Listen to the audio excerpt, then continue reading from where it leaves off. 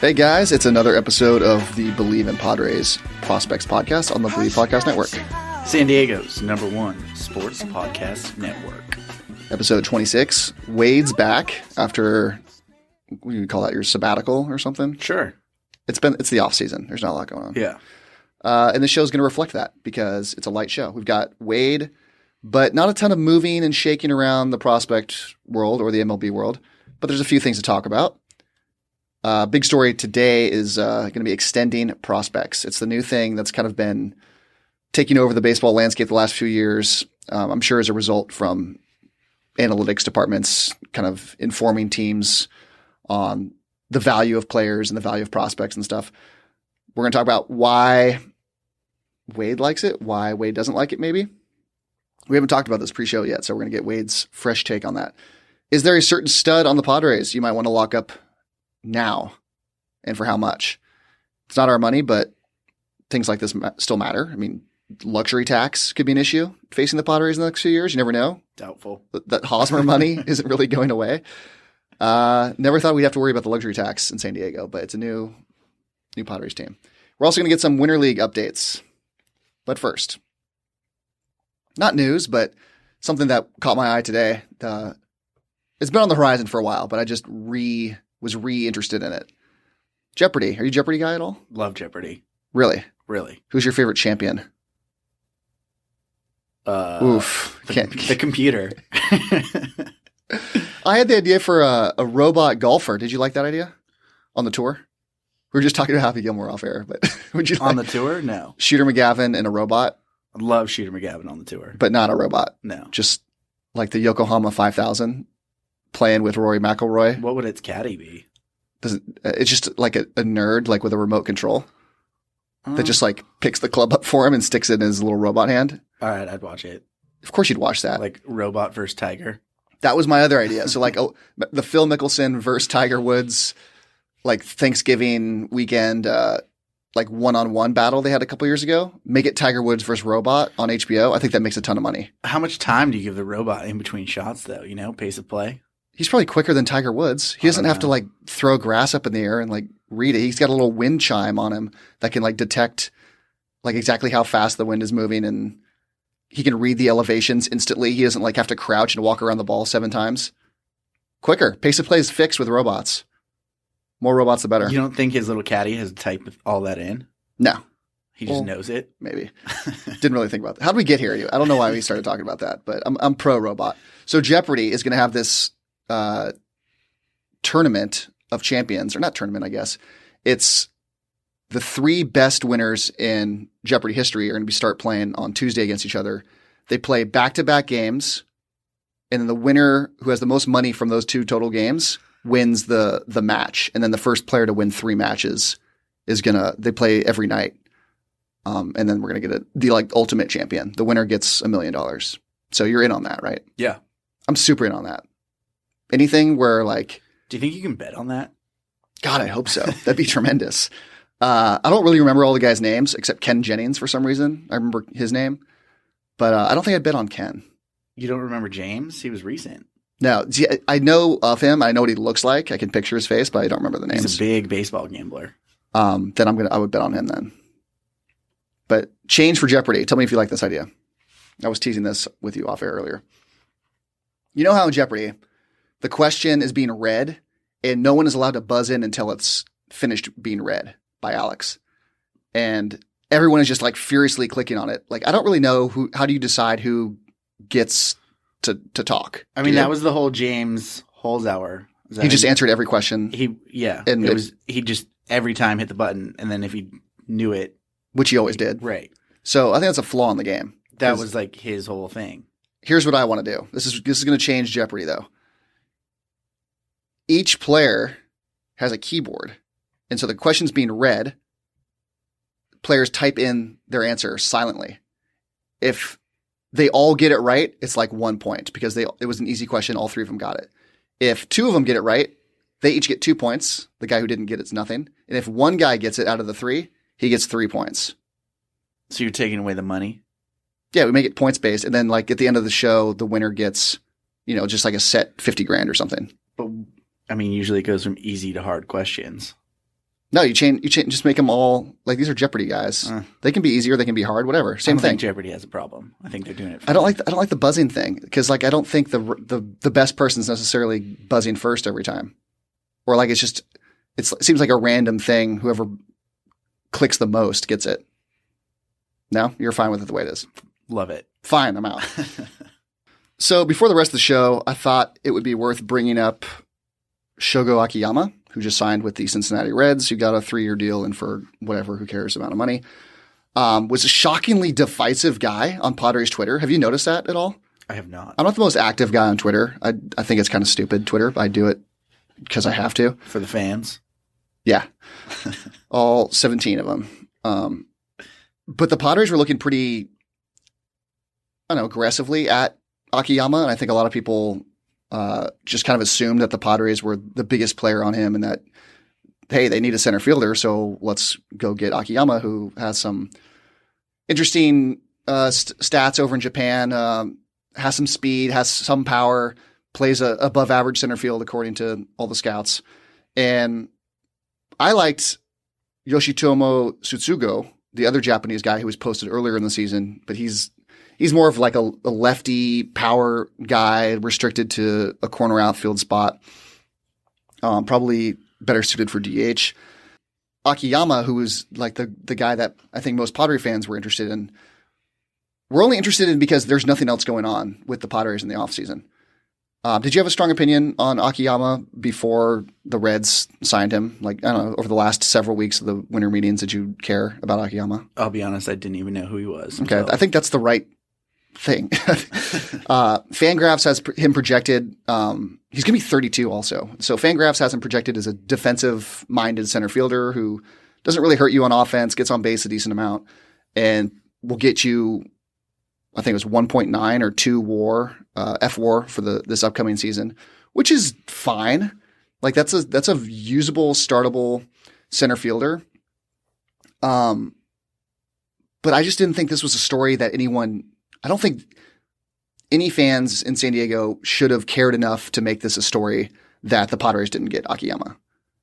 In the wake of the jersey unveiling and the Pham trade and the Urias trade, we were just kind of looking for the next thing. And this was definitely not a thing. This wasn't Ichiro. We have 2 guys just like him, Margot and Cordero, who are young, entering their primes. Akiyama's a 32-year-old Japanese guy. Right. He doesn't seem like an upgrade to either of those guys. No, we've got 2 guys that we need to give a chance to that are already on the roster. I just don't know what adding Akiyama does, and I didn't really get at all why anyone cared that the Padres, like not one person should care that we didn't get Akiyama. Yeah. It didn't make any sense to me. So interesting that he went to Cincinnati though. Cincinnati's the Padres of the National League Central. They're trying to. I mean, you feel like the Japanese guys like coming straight to the West Coast. So maybe nobody wanted them. Yeah, exactly. Which is like Ryu, like going all the way to Toronto. That's so far from Japan. Yeah, but Toronto, international city. I've heard really good things about Toronto. I guess. I'm sure he's going to love Toronto. It's far. It is far, and I was going to say it's cold, but Korea is really cold too. He doesn't care. Yeah. Yeah, I wouldn't have wanted, if I'm him, I would have liked to have stayed in the LA market compared to Georgia's anywhere West Coast, like Seattle.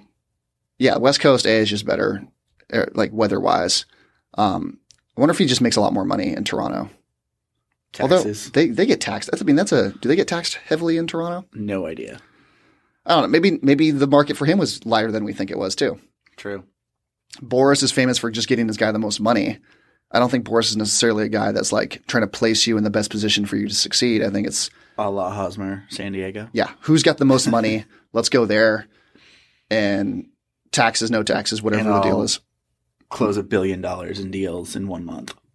He's only making like $50 million a year. That's people forget. Yeah, it's $1 billion, but he's making less than Roger Goodell annually.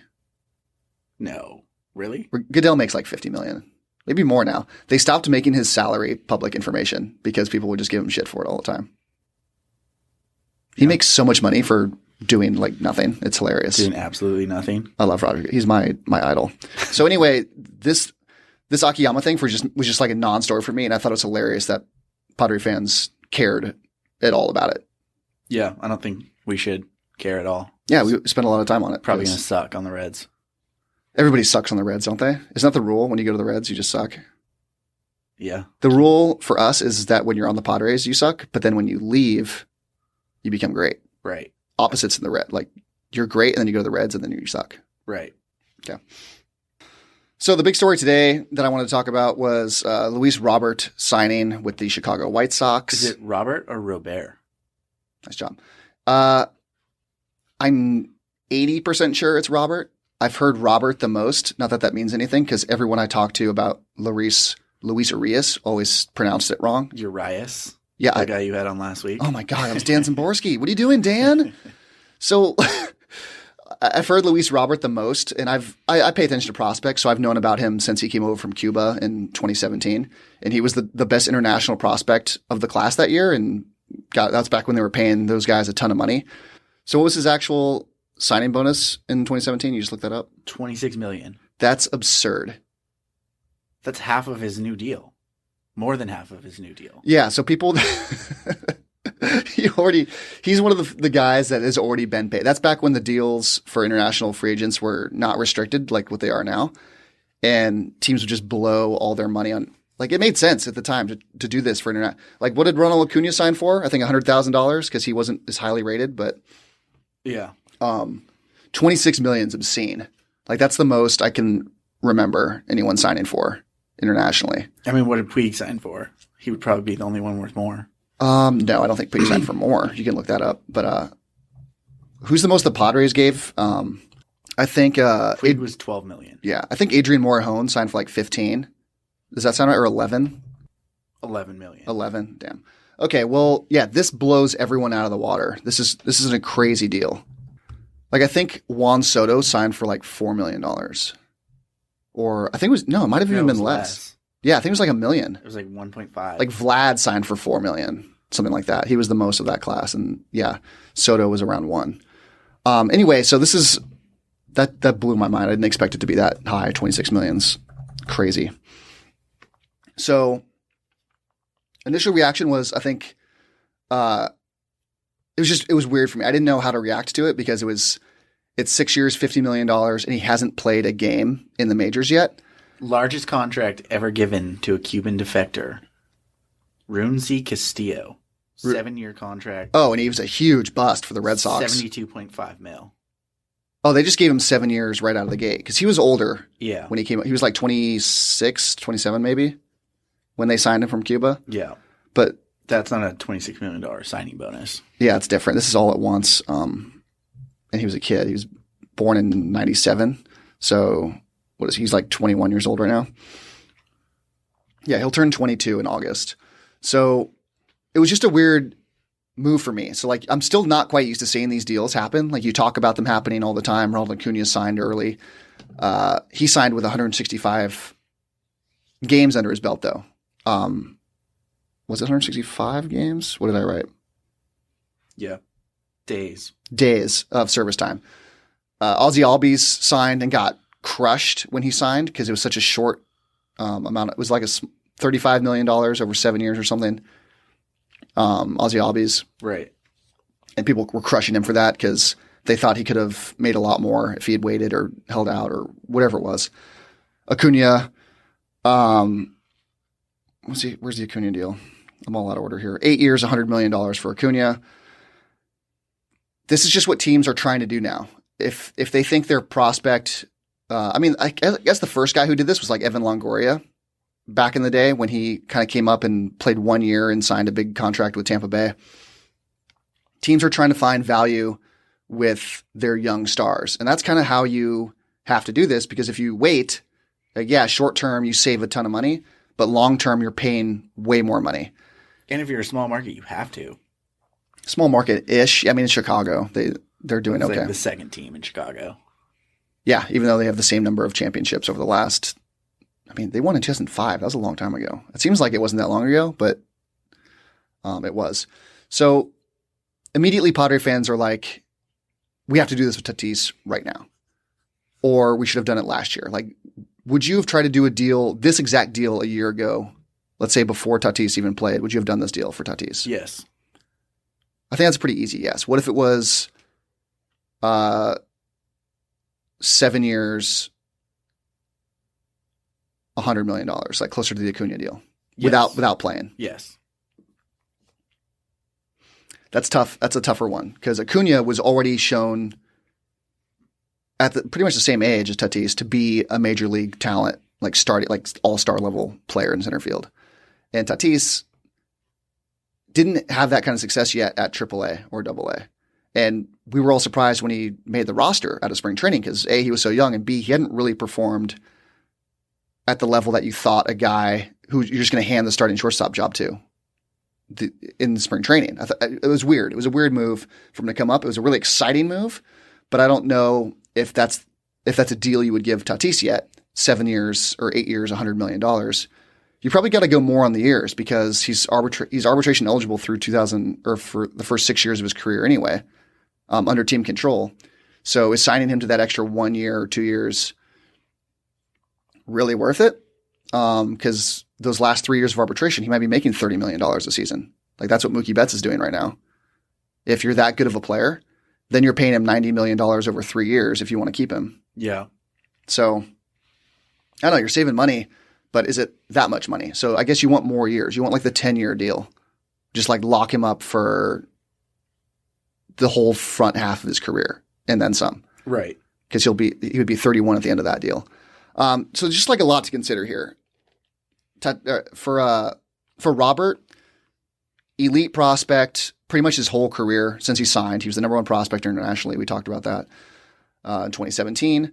But the problem for me was he had never really put together back-to-back seasons of being like worthy of even talking about signing a deal before he plays in the majors.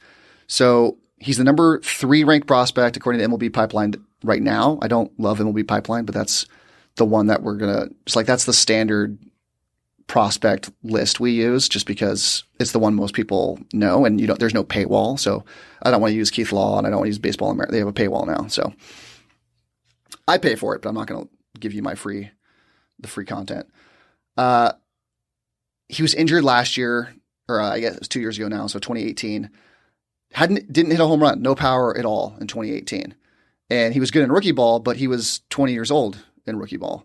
So he really hadn't shown anything yet. It's all projection until 2019, which when he was healthy, he blew the doors off of everyone, showed all the tools that you want to see, contact skills, on-base skills, and then the power exploded, hit 30 home runs.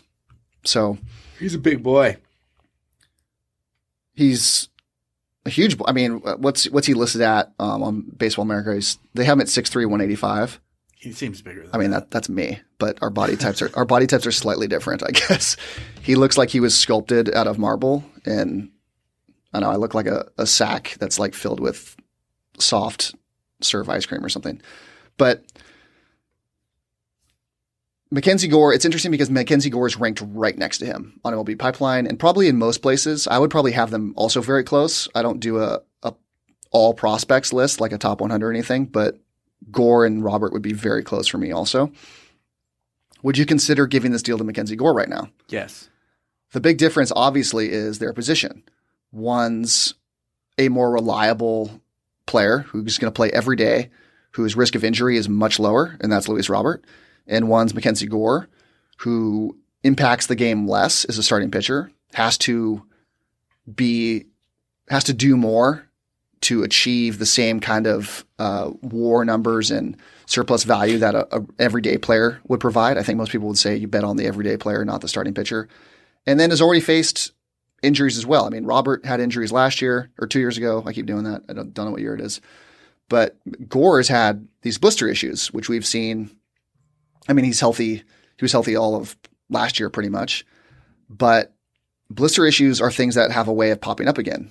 Remember Josh Beckett facing one of the best pitchers in baseball, but these blister issues would derail him every so often.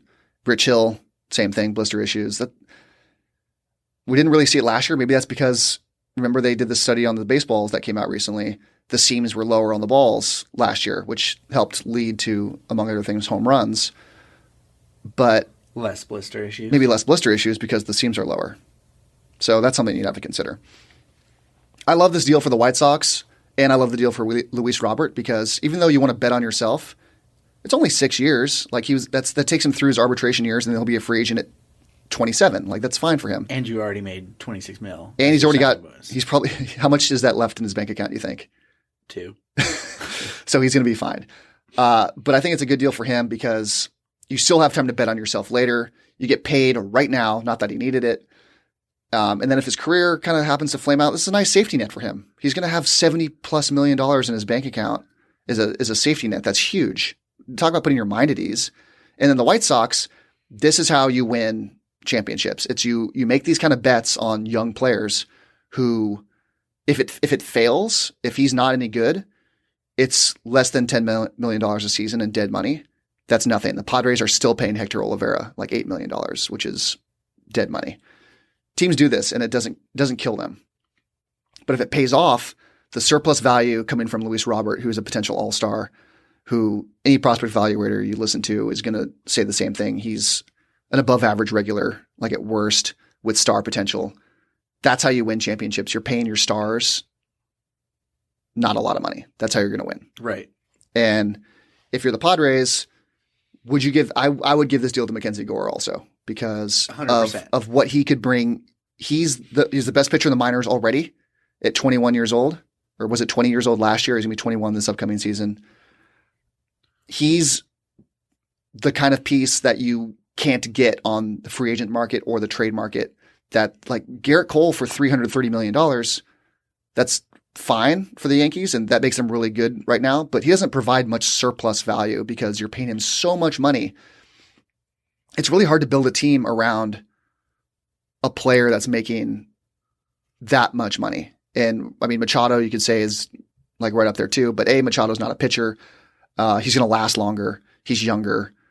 I think that skill set stays longer, and that $300 million isn't going to look too bad. And like, it's already not looking that bad because look what just Garrett Cole just got as a starting pitcher. Right. And Steven Strasburg, like all these guys. That $300 million doesn't look like a ton of money anymore to me.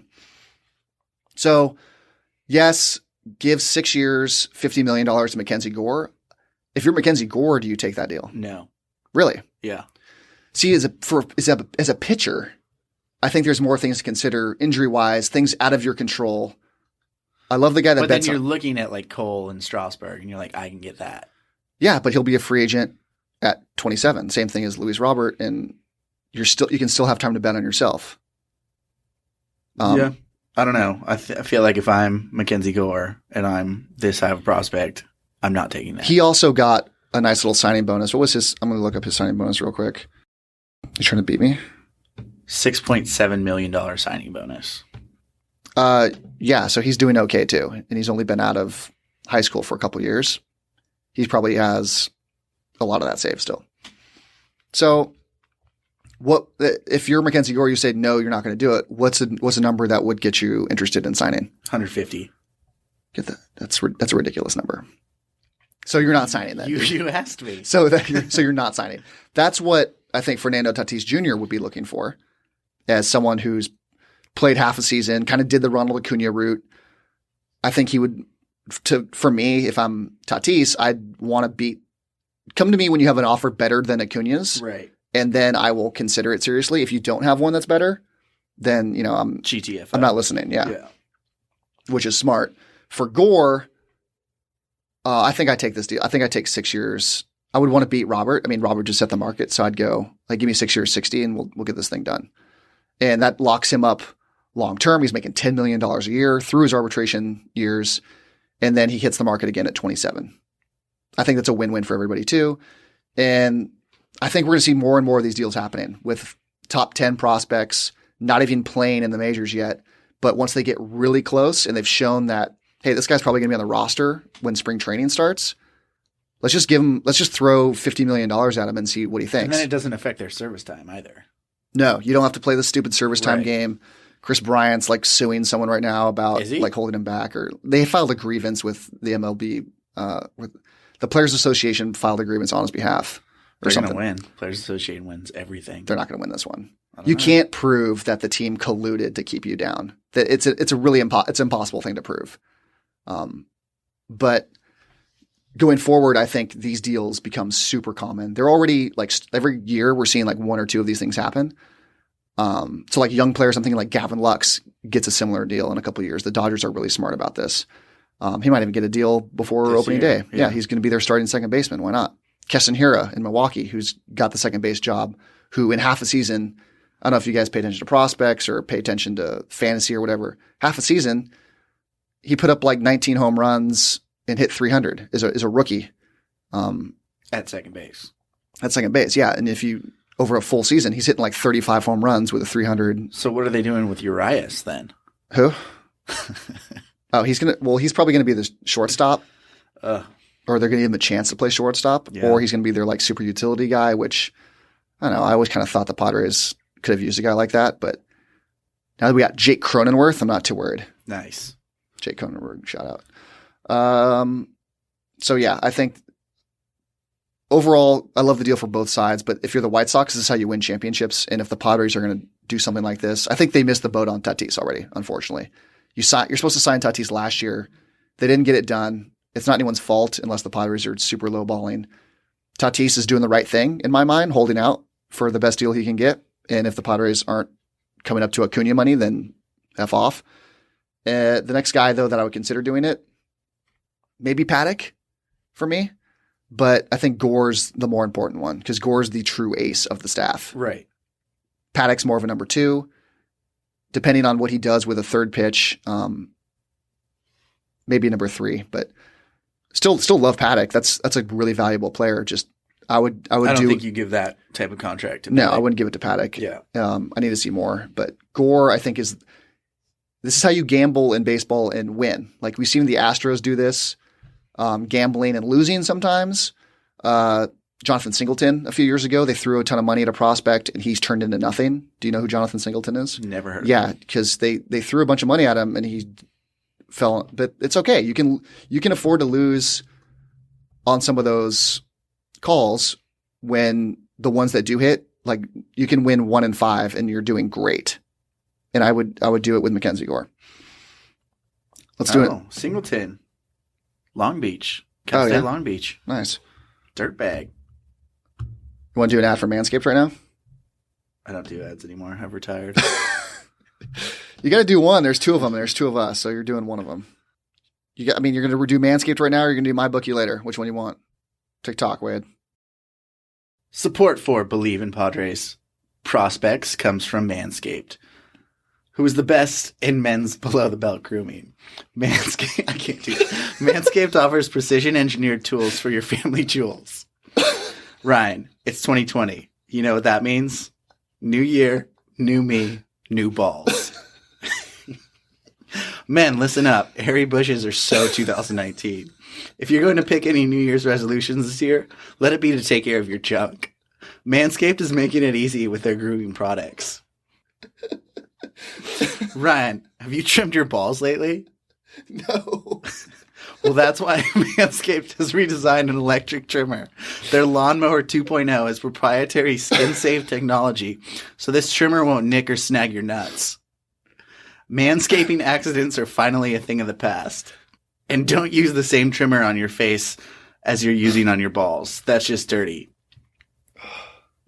Get 20% off and free shipping with code BELIEVE at manscaped.com. That's BLEAV at manscaped.com. Start New Year's off right by using the best tools for the job. Your balls will thank you. Call to action. Get 20% off and free shipping with the code BLEAV at manscaped.com. That's 20% off with free shipping at manscaped.com. You'd use code BELIEVE. We got through that.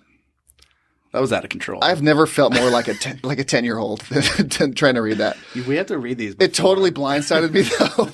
I had no idea what the copy was before the show.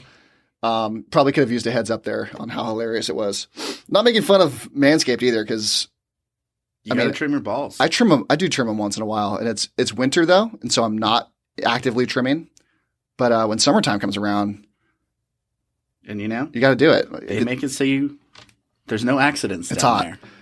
Yeah, you ever have a little nicking, get nicked down there? It's not fun. All right, let's get back to the show. Winter League update, Wade. I never heard of half of these guys, and the ones I do know are way past their prime. Most of these guys never had a prime. This guy here is dead. So did you know the Winter League is still going on? I thought it was over. I'll be honest. Winter League drags. It is so slow. So Dominican League, Venezuelan League, Mexican leagues, Australian leagues. If I was a player, I wouldn't want to stay playing. No, like the season's really long. Yeah, I need my time off. They barely get any time off as it is. They have to report for spring training like early March. Like give me some vacation days, you know? Yeah. Got to spend that money. So guys of interest that are still playing. The big one is Franchy Cordero, obviously, and he should be playing. Like this is what Winter League is for. He should be playing. It's for guys that have been hurt, that didn't get a lot of time during the year to play, that I mean, I don't know how much this is really the skill, the competition level is helping them that much, but I want to play a quick game with you. It's called Excited, Worried, or Meh. Make some sound for that later, maybe. And basically, I'm going to give you the guy in the Winter League for the Padres who's playing. I'm going to read you his little brief stats of what he's been doing, and you're going to tell me if that makes you excited, that makes you worried, or if that's meh for you. Okay. I know it's confusing. So Josh Naylor is playing for the Escogidos again. Seems like he's always there. He's hitting 250 for the Leones, the Escogido. Nice. Those are my guys. He's 19 for 76 with 1 home run. Excited, worried, or meh? Meh. Don't care? No. He's kind of already shown, I think, that he's capable of playing Major League Baseball. Yeah, I mean, what he is, he's a backup outfielder. Probably should have been the starting first baseman. Right, but brings us back to our point. Yeah. Which I think is a requirement of each show, is that you have to talk about, at least for multiple times. You have to mention at least how terrible Eric Hosmer is at first base. And that he's gonna be the reason the Padres don't win a World Series. Whoa. Aderlin Rodriguez. Do you remember who Aderlin Rodriguez is? I do not. Name doesn't ring a bell for you, really? No. So he's been the first baseman in AAA for a while. He's an older guy. Was on our first team all prospects. Oh, I do remember. Yeah. Yeah. So that dude can hit a little bit. He's hitting 304, 372 OBP. That's 21 for 69, 2 home runs Nice. for the Leones. So does that make you excited, worried, or meh? That's another meh for me. It is another meh for me too. That guy's never going to make Padres roster. I think he totally could. Like, why not? One injury happens at the Major League roster, and then I think you throw Adelin Rodriguez in there and see what he can do. Might be a little secondary trade piece. Maybe. I was going to say they made room for Christian Villanueva, but also that team wasn't trying to win. Right. So, yeah, Adelin Rodriguez is probably a DH guy for someone in the American League, but I think he deserves a chance with someone. I just don't see him fitting on this Padres roster. If Eric Hosmer wasn't here, do you see a place for him on the roster? Probably. I'd be like Naylor Rodriguez, go spring training, who can win the job? That's what I would do. Yeah. But now we'd be talking, we need a major trade. We should trade for Eric Hosmer. Franchy Cordero, who has been hurt all year pretty much, it seems like, started late to the Dominican Winter League. He's only had 33 at-bats, but he's hitting 364 with a home run. Are you excited, worried, or excited? Mad? I'm excited anytime Franchy does anything. When he steps on the field, he's an exciting player. I love Franchy. He's not running right now, but I don't know if people are forgotten or not, but I'm going to remind you anyway because it's fun to talk about. He had the highest exit velocity plus the highest sprint rate combined of any player in the majors. It was he was a little below Trout, right? Yeah, he was the fastest player and then him. And then also hit the longest home runs. That's a really fun player. And I loved watching him play. I missed him. We needed a left-handed bat. He's the perfect fit there. He's a really good possible platoon with Manuel Margot. And that's why we didn't need Akiyama. It's because we've got Margot and Cordero.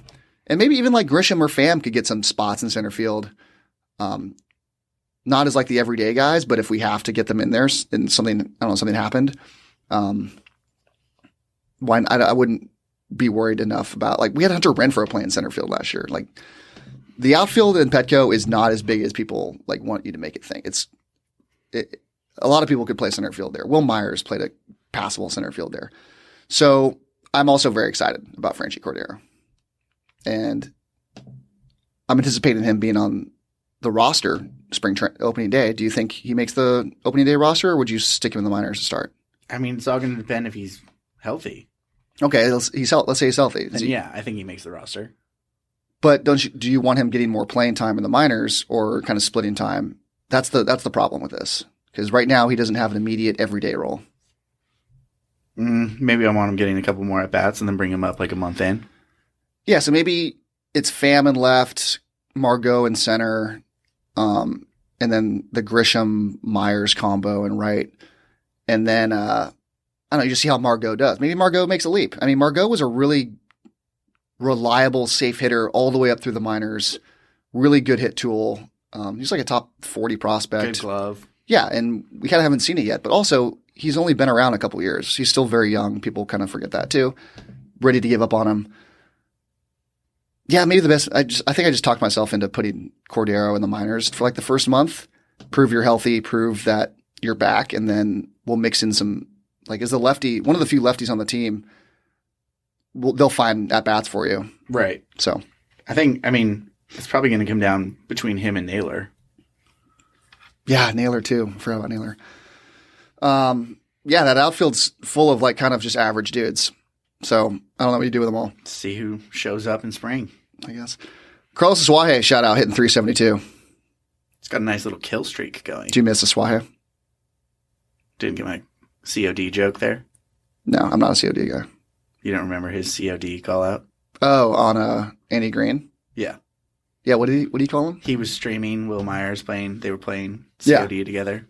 What did he say? Do you remember? And Will Myers said Andy Green couldn't be any worse right now. Oh. That's unimpressed with me. That's why he will never be back up. I didn't even know he was still on the Padres. Is he still on the Padres? I just threw him in there because I missed I Carlos think he's on Suaje. the Cubs. Where the hell is he? Oh, no. He's on the Giants in South Korea. Oh, my God. He's playing for my Lotte Giants. So the Lotte Giants are the team in Busan. I used to live in Busan teaching English. And damn it. That would have been a really cool guy for me to go root for on Lotte. That's too bad. Damn. He's having a good winter, too. So they're going to be happy with him over there, I think. Sure. Adam Jones playing in Japan. Is he? Yeah. Good for him. San Diego legend. Morris High School. So, that's Winter League. The Winter League update. You want to do the MyBookie ad? I did the other one. Before we get out of here, MyBookie. I need to talk to you about some sweet, sweet gambling action. Christmas has come and gone, but the Super Bowl is quickly approaching. We've seen just what our teams are capable of this season, and now it's time to get your last bets in before the bowl. The bowl? Does anyone call it the bowl? Will the Ravens be able to get it done? Will Brady and the Patriots get themselves another ring? I bet you have a feeling. Head over to mybookie.ag to make your predictions a reality. MyBookie is one of the most trusted in the industry. If you're looking for a sports book to make some bets for the bowl games, MyBookie is where you want to go. Football's not your thing? No worries. MyBookie's got it all from NBA to the Premier League. They've got the fastest payouts, best promotions, and a very helpful 24/7 customer service team. That's huge when you're gambling and having problems. You can even pool your bets together for a bigger payout. Let's say you got a couple big favorites this week, parlay wagers that you bet multiple games together. If they all come through, you win big. Wade and I are pretty fond of that strategy. We're going to get to that later in a lock of the week. MyBookie has more lines and better odds for the player than any other sportsbook around. If you join right now, MyBookie will match your deposit halfway, all the way up to $1,000. That means if you deposit $2,000, you will get an extra $1,000 in free money to play with. All you have to do is use our promo code BLV to activate the offer. Once again, that's promo code BLV to get your extra cash from MyBookie. Bet, win, get paid. God, your ads are so much easier than mine. The Manscaped one, we'll do better next time, but that snuck up on me. So, Wade, before we get out of here, you were terrible at winning money. Target locked. What do you got for, what are we fading you on this week, NFL pick-wise? Nobody circles the wagons like the Buffalo Bills. They are the number one in the circle and wagon power rankings. You're right. Right now, they're +3. but I'm going to take the money line. +3 at Houston. At Houston. They win in Houston. What's the money line? Did not check that, but take it. I happen to have it open. That money line is +125. You like that? Really? That's your lock of the week? Bills to win on the road. They can't score. That's my problem with Buffalo. Texans suck. They're in every game, but they can't score. Texans are like perfect for playing the Saturday afternoon game that nobody pays attention to, and they lose. The perfect matchup for these two. It's Buffalo, Houston, and that's Saturday afternoon matchups were born for this game. Yeah. But I'll counter you. If Will Fuller's playing, I'm taking Houston. I'm going to put the house on Houston. If Will Fuller is not playing, I'll ride Buffalo. Has he played all season? I feel like he's been out the entire season. He plays like half the games, and when he plays, he has like 3 touchdowns. And then when he doesn't play, Deshaun Watson looks like a backup QB. So for me, it's up to Will Fuller. If Will Fuller plays, I'm all in on Houston. If he sits, then it's Buffalo. My lock, I'm way hotter than you. You've lost like, was it 5 in a row or something? Sure. And I've won. We'll call it that. I've won my last 8. I like Seattle on the road at Philly. I think they tanked last week to go play Philly this week. Really? Yeah. Hot take. They didn't want the bye. They wanted to stay fresh, and they're a good road team. So it's bye and then a home game. Oh no, they would have played at home versus Minnesota if they had won last week. So no, they didn't want the home game. They wanted to go on the road. No home games. They're better on the road anyway. Philadelphia's garbage. What? Seahawks are better on the road? Yeah. They literally call their fans the 12th man. But they're garbage now. No, it's a new Seahawks team. They're terrible at home. They can't win at home. -2.5 at Philly. Philly's garbage. We've known that all year. They backed their way into the playoffs somehow, winning a bunch of games against shitty teams. Didn't deserve it. I will take Seattle, lay in less than 1 score. It's 2.5. So I think that's a pretty easy lock of the week. Bonus lock. We're going to 3-team tease. I am doing the 3-team teaser. It is Buffalo. You're going to tease up to 9 points, +9. That's a lock. New Orleans, you're going to tease down to 2 points. Lane 2 at home versus the Vikings. I think that game's possibly a blowout for New Orleans. Minnesota doesn't travel at all. And then you're going to tease Seattle up to 4.5 points. So that's the bonus lock, 3-team teaser. That pays out +150. Are you going to ride with me on that one? I'll think about it. Okay. So, good show out of you, Wade. Everyone, thanks for listening. Please follow the show's Twitter accounts at Fire Farmhands. If you enjoy the show, subscribe. We're on all your favorite platforms: iTunes, Stitcher, Google Play, TuneIn, Spotify, and iHeart. You can also find us at Believe.com and at Believe Podcasts. Please leave your comments, questions, concerns, and your rating of the show on all platforms. You've been listening to Believe in Padres Prospects podcast on the Believe Podcast Network, San Diego's #1 sports podcast network. For Wade, I'm Ryan. See you guys next week. Just move on up toward your destination, though you may find from time to time. Have you ever hurt your balls while manscaping? Or do you have a funny manscaping story? That's asking me a question. It's a little too much. Idea, ask co-host or guest if they... Everyone has a favorite photo. Now you can turn yours into canvas wall art at canvasworld.com. Canvasworld.com will print your photograph on a handcrafted custom canvas at the size of your choice. They combine the latest technology and environmentally friendly inks to produce canvas prints that are higher quality than ever available before. And they guarantee their work for life. Maybe that's why 6 of the country's top 10 hotel chains choose Canvas World. Their prices are a fraction of what you'd pay elsewhere, and it's easy. Just upload your photo, choose a size, and you're done. They'll even digitally retouch your photo absolutely free. Place your order at canvasworld.com today and save 35%, plus get free shipping when you enter promo code PHOTO at checkout. Get big canvas prints at big savings at canvasworld.com and save 35% and get free shipping when you enter promo code PHOTO at checkout. Order yours today at canvasworld.com. That's canvasworld.com, where photos become art.